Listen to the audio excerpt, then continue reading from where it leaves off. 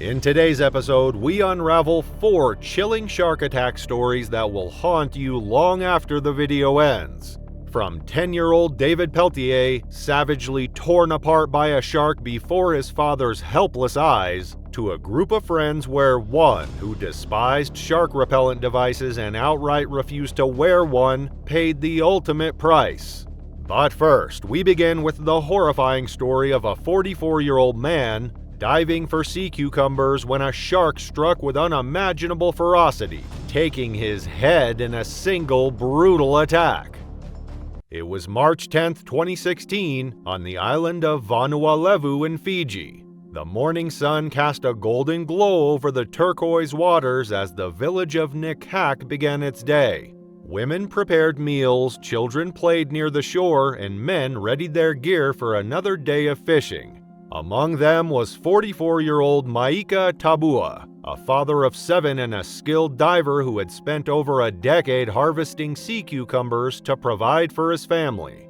Sea cucumber harvesting, known locally as beche de mer, was a vital source of income for many Fijian families. These creatures, often around 1 foot long, were collected, boiled, dried, and sold to companies exporting them to Asia, where they were considered a delicacy. The industry brought in hundreds of thousands of dollars annually, though in recent years, overfishing had significantly reduced their numbers. As a result, divers like Maika had to venture farther and take greater risks to maintain their livelihoods. That morning, Maika joined a group of friends and family members, including his cousins Elisa Tu and Aurea Simone. They set out toward the mouth of the Yanawai River, a spot where the mix of freshwater and seawater created a rich ecosystem.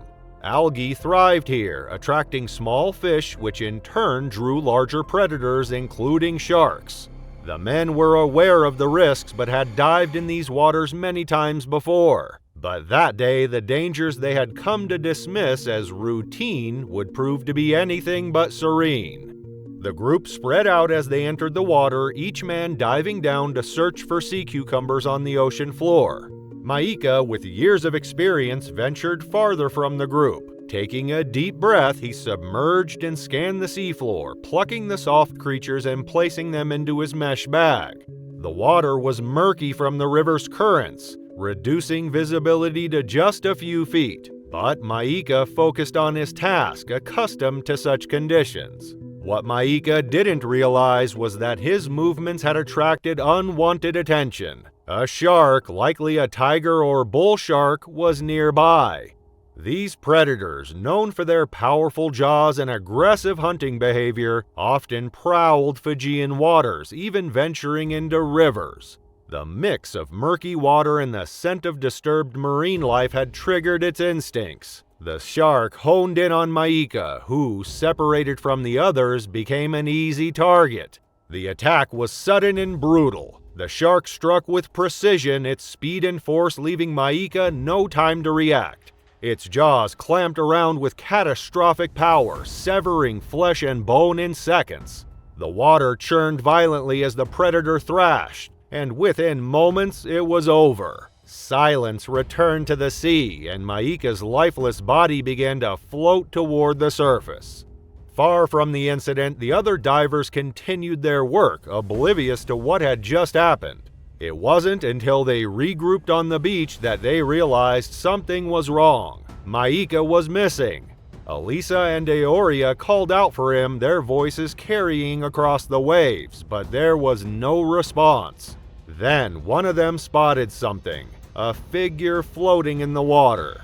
Hearts pounding, Elisa and Aurea swam out to investigate. As they drew closer, they were met with a horrifying sight. Maika's body floated upright, his feet dangling beneath the surface. His head and left arm were missing, and deep, jagged wounds covered his legs. The gruesome image burned into their minds as they pulled his remains back to shore. The group, still in shock, wrapped Maika's body in cloth and rushed him to Savu Savu Hospital. There, doctors confirmed what was already clear. It was a shark attack. News of Maika's death spread quickly through Nikak, leaving the tight-knit community reeling.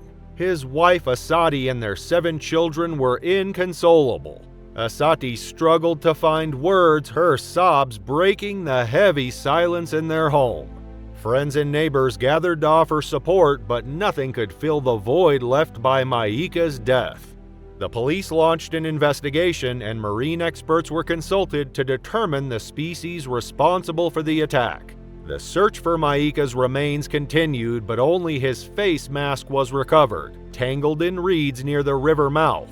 The predator, a silent and lethal force of nature, had disappeared back into the depths. Over the past decade, innovative safety measures have been developed to protect swimmers and surfers from shark attacks. Experts recommend simple precautions like staying in groups and avoiding swimming alone, while advanced devices such as shark repellents have been introduced. These devices emit small electrical currents that interfere with a shark's sensitive snout sensors, keeping them away. In our next story, we meet Kim, who was out surfing with a group of friends. While his friends wore shark repellent devices, Kim decided to ignore this crucial safety measure. The result? A devastating encounter that changed everything. It was late May 2019 on Reunion Island, a small but rugged French territory off the coast of Madagascar. The island's lush landscapes and golden beaches drew in tourists from around the world, but the waters that lapped at the shore hid a far darker reality. Despite its beauty, Reunion had earned the grim title of Shark Highway due to its alarming number of shark attacks. In fact, the island accounted for nearly 16% of the world's shark attacks over a mere 8-year period. In the shadow of these warnings, 4 young men, Kim Mabuli along with his 3 friends, arrived in the quiet village of Saint-Leu. The sun hung low in the sky, casting a warm amber light over the beach as the group suited up to surf the waves. The area, a well-known spot for sea turtle sightings, was tempting. Turtle Spot was famous for its crystal-clear waters and abundant marine life. But beneath the surface, it was also known for something far more dangerous. Although the locals often warned against surfing in these waters, especially during the changing seasons of January, the group was undeterred.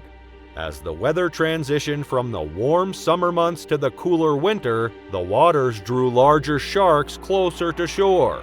It was this shift in conditions that had brought the 4 men to the shoreline, ready to take on the swells despite the risks. 3 of them had taken precautions wearing shark repellent ankle devices, but Kim, for unknown reasons, chose to forego the safety measure. There was no hesitation in his decision, no sense of the danger lurking just beneath the surface.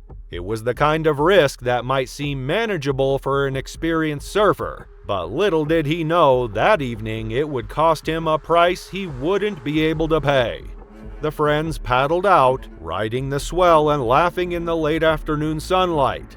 The waves were good, rolling in steadily with just the right rhythm. But as they caught wave after wave, one shadow lurked below them, unnoticed and patient. A shark, its sleek body moving silently through the dark waters, was following them, drawn to the figures above. It had been hunting in these waters for days, its senses primed for an opportunity, and Kim unwittingly was about to become its target. Kim was sitting atop his surfboard looking over his shoulder as the waves continued to build behind him.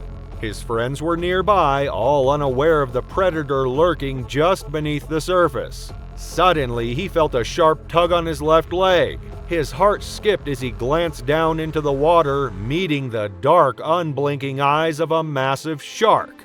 In a split second, the shark surged upward with terrifying speed, its jaws clamping down on Kim's leg. The water exploded with the force of the attack. Kim's board jerked, throwing him off balance, but it was already too late. With a single powerful pull, the shark yanked him underwater, dragging him out of sight. The water around him churned violently, his surfboard bouncing wildly on the waves above. His friends saw the commotion, a sudden disruption in the water, a flash of movement, and immediately paddled toward him. They called out his name, but there was no reply. The space where Kim had been moments ago was now an open void, his figure gone from sight. Panic set in as they searched the water, but the sea gave no answer. The shark's powerful jaws had severed the cord attaching Kim to his surfboard, cutting him free. The three men, terrified and exhausted, quickly turned back toward shore, paddling furiously to escape. They shouted for help as they made their way to land, their bodies shaking from the shock of what had just occurred. Some bystanders who had witnessed the attack called emergency services, but by then, it was already too late. Lifeguards raced to the scene in a speedboat, their engines roaring through the water. Kim was still there beneath the surface, battling the shark that had already sunk its teeth into his flesh. He struggled against the shark's relentless pull, his body growing weaker with each passing moment. The shark, its teeth digging in with a bite force of 1,300 pounds per square inch, twisted its head side to side, dragging him further into the water, tearing at him as it fought to drag him into the darker depths. Kim gasped for air as the pressure on his leg intensified. His muscles screamed with pain and his vision blurred. He looked up, trying to spot the surface, but the darkness was overwhelming. In the distance, he saw the glint of light piercing through the water, but it was too far. His leg was being ripped from his body, the muscle and bone severed with a single vicious tear. Within moments, Kim's leg was gone, torn away by the predator. The shark, satisfied with its prize, swam off into the deep. Kim's body rose to the surface, his limp form bobbing in the water as blood stained the sea red. The lifeguard crew who just arrived at the scene pulled him from the ocean. His pale face was a ghostly reflection of the life he had once known. He was unresponsive, his body weakened by the tremendous loss of blood. The young surfer had lost his left leg from the upper thigh down, and his femoral artery had been severed. As the lifeboat sped toward the shore, Kim's life slowly slipped away. The emergency crew worked quickly to stabilize him, but the odds were insurmountable. By the time they reached land, it was clear Kim had died from the attack. Kim's friends, still reeling from the horror of what had happened, watched as the ambulance pulled away. The small village of St. Lieu was left in stunned silence. His friends and the local community remembered Kim as a kind and generous soul, always ready with a smile or a helping hand. His laughter had been infectious and his presence comforting, as if he could always make the darkest moments seem lighter. In the years that followed, shark attacks around Reunion Island grew more common. In 2020, there were 57 attacks, 10 of which were fatal. Experts linked the increase to rising sea temperatures and changes in shark behavior.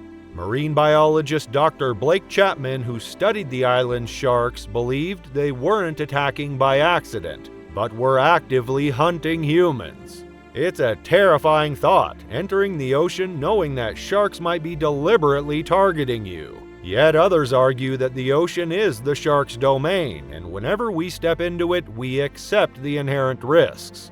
This horrifying reality was faced by a group of friends bodyboarding on Australia's Gold Coast. In a tragic and unprecedented event, a single shark targeted multiple friends, leaving behind a bloodbath.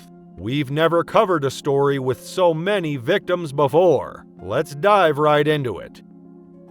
It was Wednesday, October 27, 1937. And the skies above Gold Coast, Australia were heavy with storm clouds, casting a dim, gloomy light over the choppy waters. The beach, typically a peaceful haven, seemed far from serene. The sun struggled to break through the thick clouds, leaving the landscape in an eerie, overcast stillness. Despite the ominous weather, a group of 6 friends had gathered at Kira Beach after work. The sand, soft and golden beneath their feet, stretched out in every direction. The water was warm, but the waves were choppy, turbulent, and unpredictable. The group waded in, eager to cool off, but only 3 of them, Norman Gervin, Gordon Donalger, and Jack Brinkley, remained further out in the surf. With bodyboards in tow, they waited for the perfect wave to carry them back toward the shore. But the wave never came. Instead, something far more dangerous surfaced, breaking the calm. Norman felt a sudden and sharp pull at his leg. At first, he thought it was the current, but pain flared up and he realized the horrifying truth. A shark had latched onto him. His cries of terror broke through the crashing waves as he waved his arms above his head, desperate to get the attention of his friends. Gordon, watching for a wave nearby, thought Norman was playing around. He called out, urging him to ride the next wave in. But the laughter drained from his face when he saw the water around Norman darken with blood. Terror gripped Gordon as he swam toward his friend. Reaching Norman, Gordon grabbed a hold of his arm but froze when he felt it barely attached, torn and mangled. The sight was almost too much to bear. Norman was limp, his eyes glassy as if he were slipping away.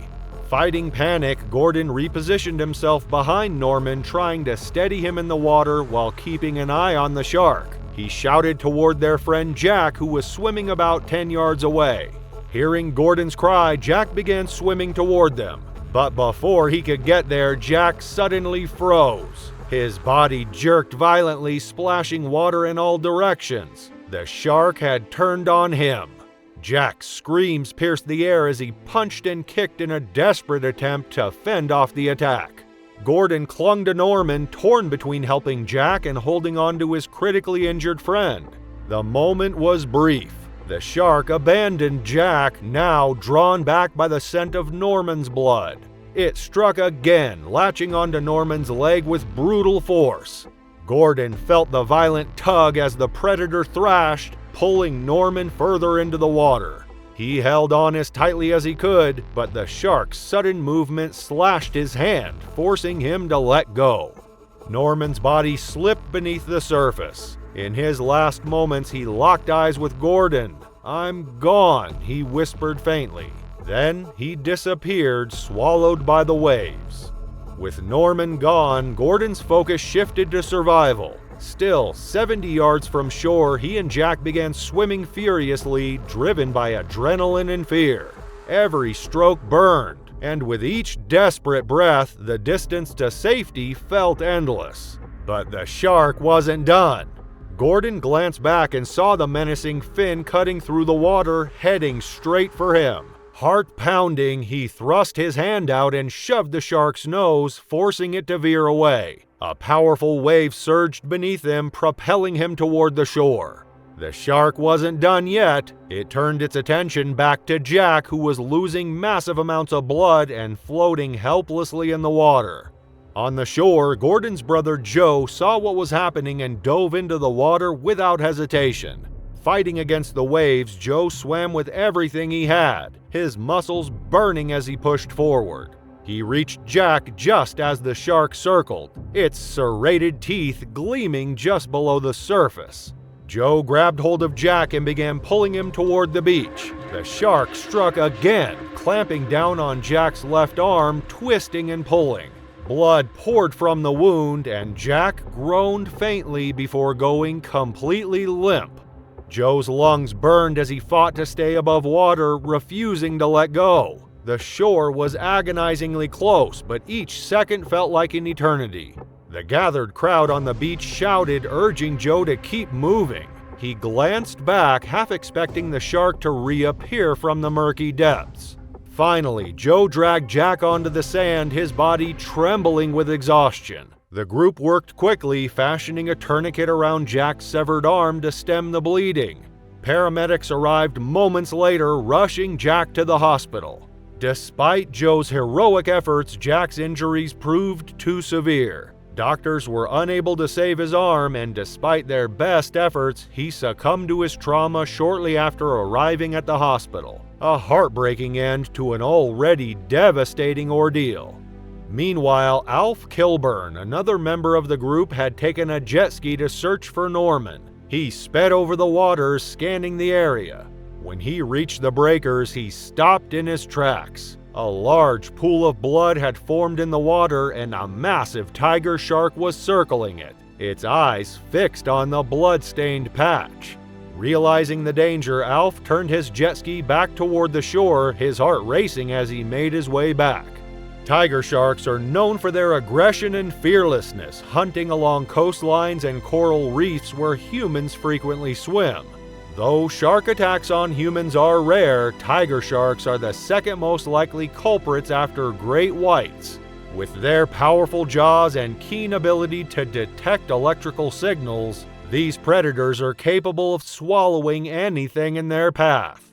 The next day, Norman's remains were discovered when the shark was caught. A female tiger shark, 11.5 feet long and weighing 850 pounds, had consumed part of Norman.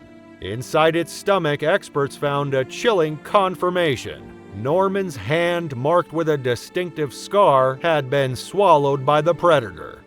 When people enter the ocean, they try to outgrow the risk. Earlier, we talked about precautions like using repellent devices or swimming in groups. But some also believe that staying in shallow waters offers safety from sharks. Sadly, our next story proves otherwise. Even in just 4 feet of water, sharks can attack, and 10-year-old David Peltier found this out in the most horrific way imaginable.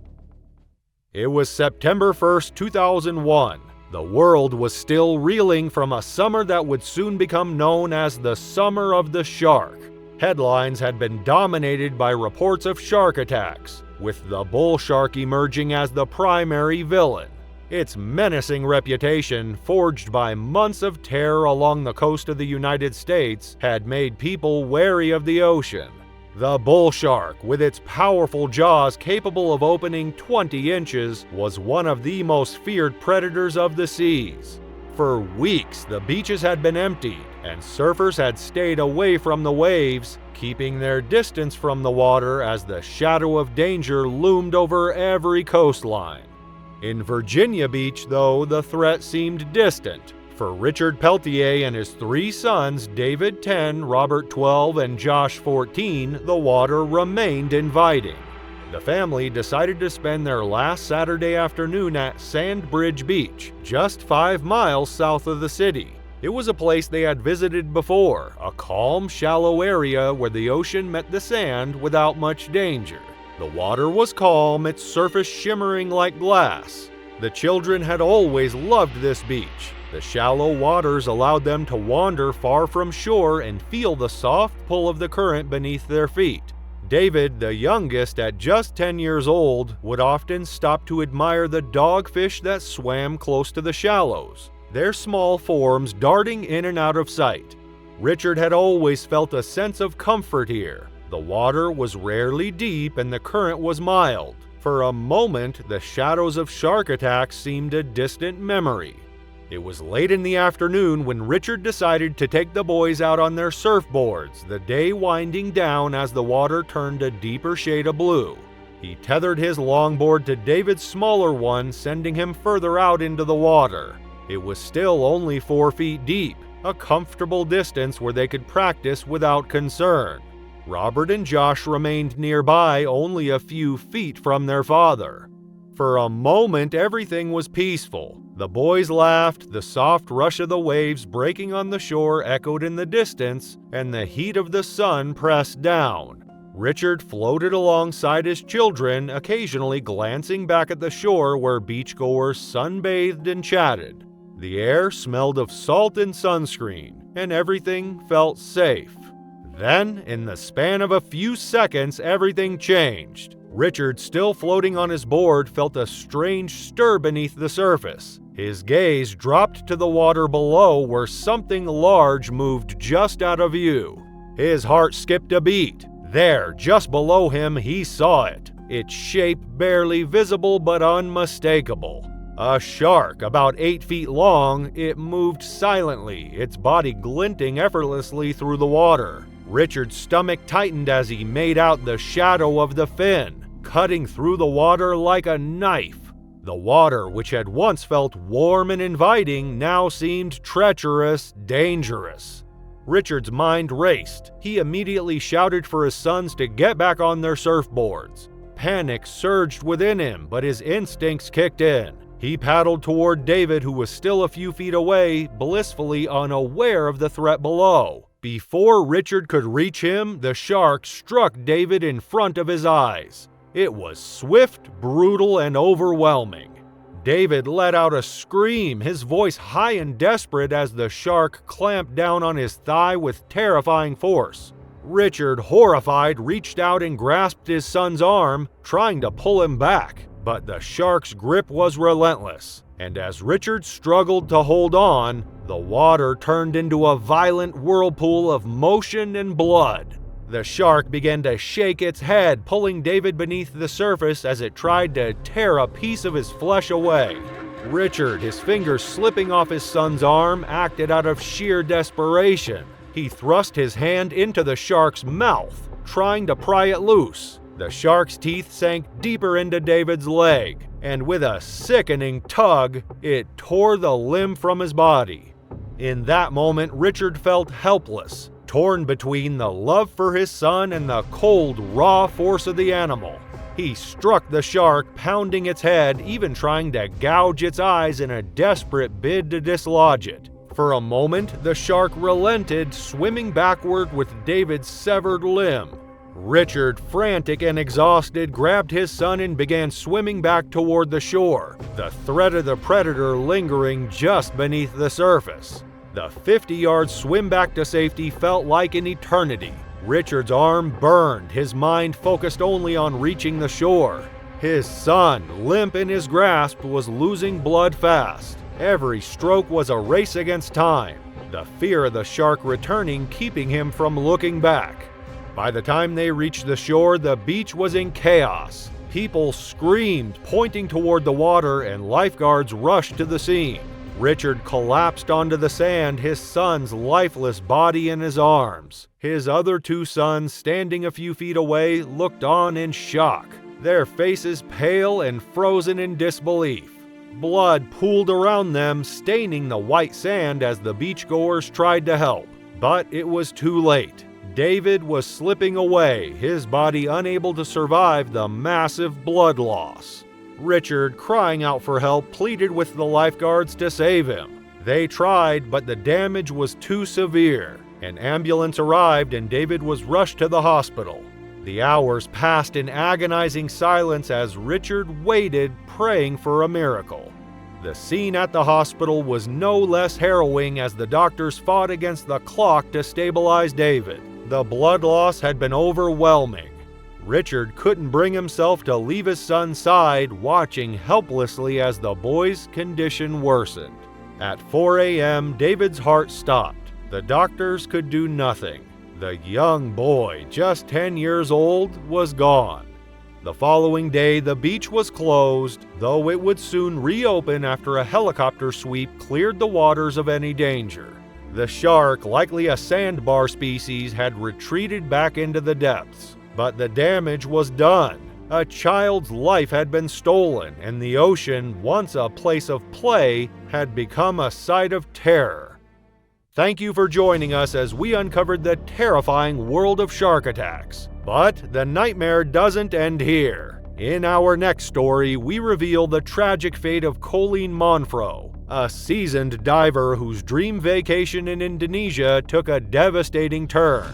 Separated from her group by a powerful current, she found herself alone in the open sea, only to come face to face with a massive tiger shark. What happened next is a horrifying reality you won't believe. Click to watch the chilling details unfold.